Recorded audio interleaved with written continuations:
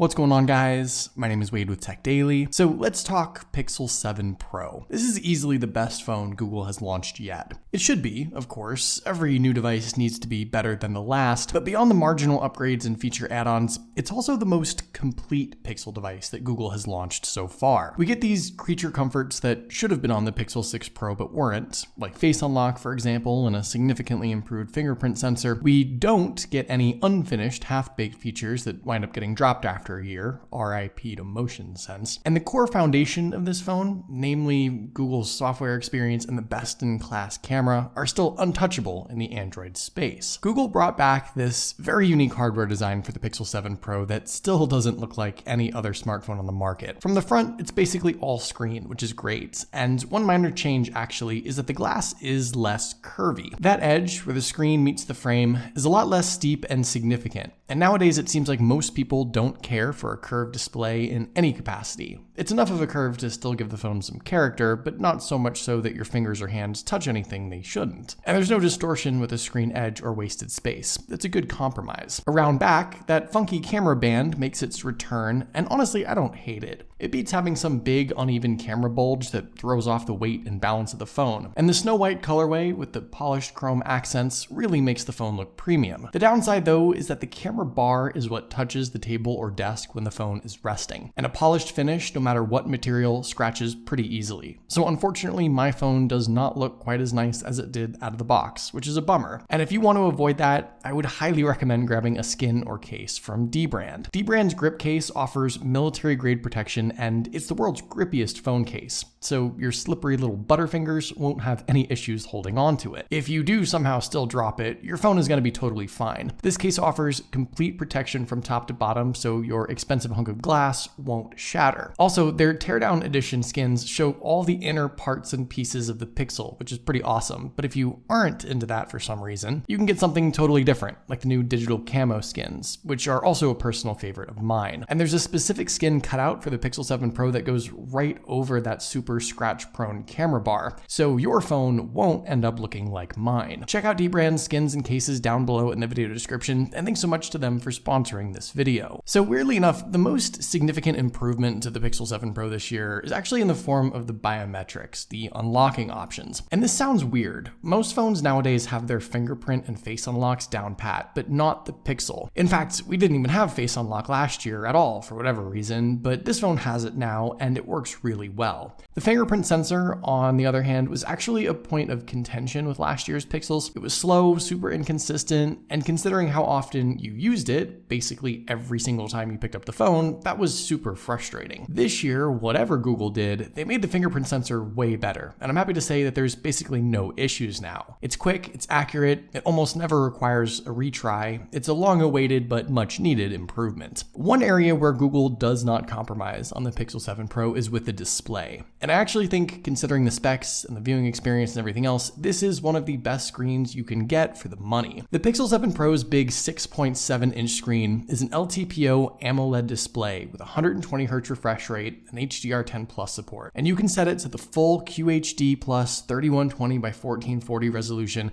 without sacrificing the refresh rate or anything else. Cramming in some 512 pixels per inch into the screen means visually it's super sharp. And paired with a high refresh rate, that combination is better than what you'd get on the Samsung S22 and S22 Plus. To get a similar QHD plus 120Hz spec, you'd have to jump to the Ultra for significantly more money. Here, you just get it all and then some. And visually, I have very little to complain about. This screen is super punchy, it's really vivid and colorful. I have it set to the adaptive color settings, and that makes everything pop a bit more, but even the natural screen mode is great and very well balanced. My only complaint is just that the screen unfortunately doesn't get as bright as I would have liked, especially compared to, say, the new iPhone 14 Pros. You can't really tell indoors, that doesn't make a difference, but outdoors, the Pixel's max brightness of a supposed 1500 nits still leaves me with quite a bit of glare and a dimmer screen than what I can comfortably use. Outside of that, the Pixel 7 Pro's display is the epitome of what a flagship spec should be, and while Samsung reserves its top display features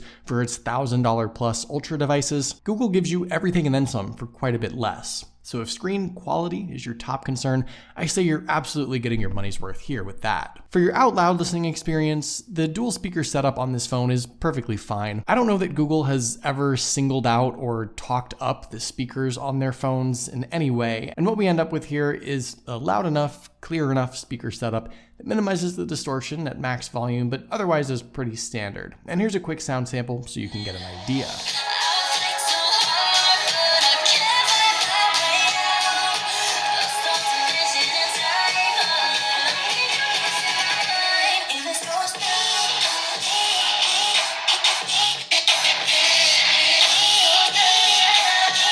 Inside, the Pixel 7 Pro is powered by Google's own new Tensor G2 chipset, paired with 8 or 12 gigs of RAM and the option of either 128, 256, or 512 gigs of onboard storage. No SD card support, unfortunately. The chip is actually made in sort of an unofficial partnership with Samsung, and Google's second iteration of their in-house processor sees some improvements across the board, mainly with the GPU, jumping from the Mali G710 to the G78, which increases performance and efficiency by about 20%. But nowadays, most flagship smartphones are so fast and so powerful that year over year, any speed increase you do see will be negligible at best. Of course, I believe this also has to do with the fact that this is Google's own device, so the Android software experience will be as well optimized as it can possibly be. And in using this phone, it's of course one of the snappiest and most fluid Android devices you can get. But like I said, you aren't going to be wowed by any measurable speed or performance increase year over year. And in fact, the most significant thing I noticed is actually just better heat management. My Pixel 7 Pro didn't experience any overheating or throttling issues like I felt my Pixel 6 Pro did last year. This phone doesn't get nearly as warm to the touch as that phone did. And I think that combination of small changes to the CPU and GPU in the T2 chip made all that happen. In general, this is absolutely the best Android experience you can get. It should be, after all, and with Pixel devices, obviously you're also buying them as kind of an investment in a way. You'll get major Android software updates until October 2025 and security patches well beyond that, and that to me is one of the value adds to the Pixel device in particular. All in all, it'll be interesting to see how much performance continues to be a factor or maybe non-factor in future Pixel smartphones, but right now, at least year over year, the changes are not too significant. When it comes to battery life, the Pixel 7 Pro gets a lot of things right, with plenty of power save and low battery modes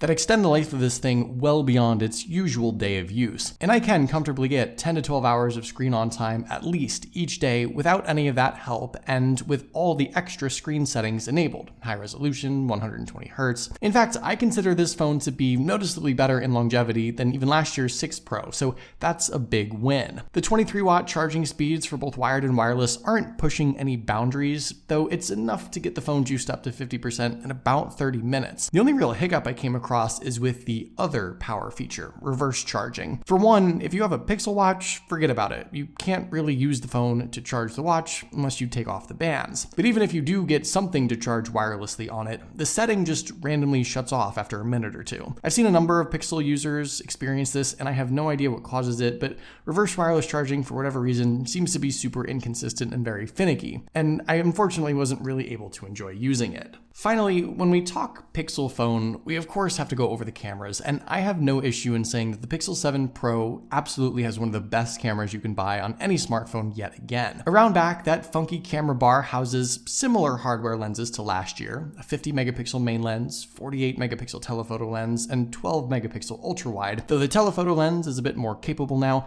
and the wide angle actually goes wide. The selfie camera was, for whatever reason, changed to a 10.8 megapixel shooter, and inside the camera app, Google brought on board a handful of new tools and shooting modes that I think even the average everyday picture and video taker would enjoy. Things like enhanced video stabilization for heavy movement, that's super useful and works really well. The cinematic video mode, which is a little finicky at times, but when you film the right subject with the right background, it does give you a really unique look. But just capturing average everyday pictures and videos with this phone, I think it's easy to tell why so many people prefer a Pixel phone for stuff like this. To me, these images are the most detailed and most true to life looking shots you can get on any Android. And detail, especially, the Pixel 7 Pro captures every speck, every hair, every spot, and every texture on every image. And as you sort of zoom in and look closely at some of these images, that's very obvious. The Pixel, of course, I think is also one of the best low light and nighttime picture takers out there. I took some time to even do some cool long exposure shots with this phone, and the results were incredible. But even just pointing it up to the night sky on a tripod,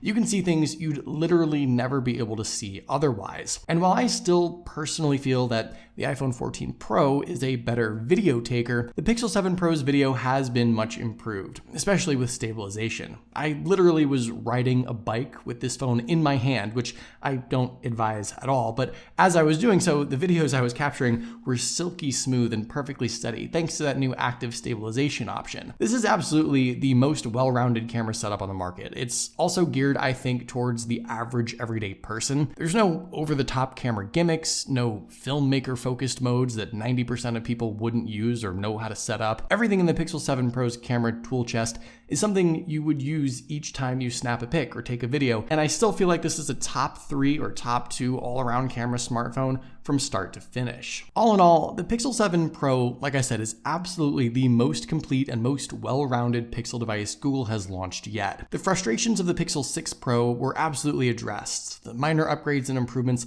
are also enough to make this phone still feel new, and I think all things considered, this is the Pixel device you could absolutely keep for 3 or 4 more years at least without any complaints and without missing anything more. Features, specs, or whatever else. It's the Pixel I think we've all been waiting for, and it's absolutely the best Pixel phone Google has launched yet. So there you go, those are my thoughts on the new Pixel 7 Pro. What do you guys think of this phone? Let me know in the comments down below. I'd love to hear your thoughts or own experience, of course. Hopefully you guys did enjoy this video though. Be sure to follow Tech Daily on Twitter and subscribe to the Tech Daily YouTube channel if you haven't already, and I'll see you guys later.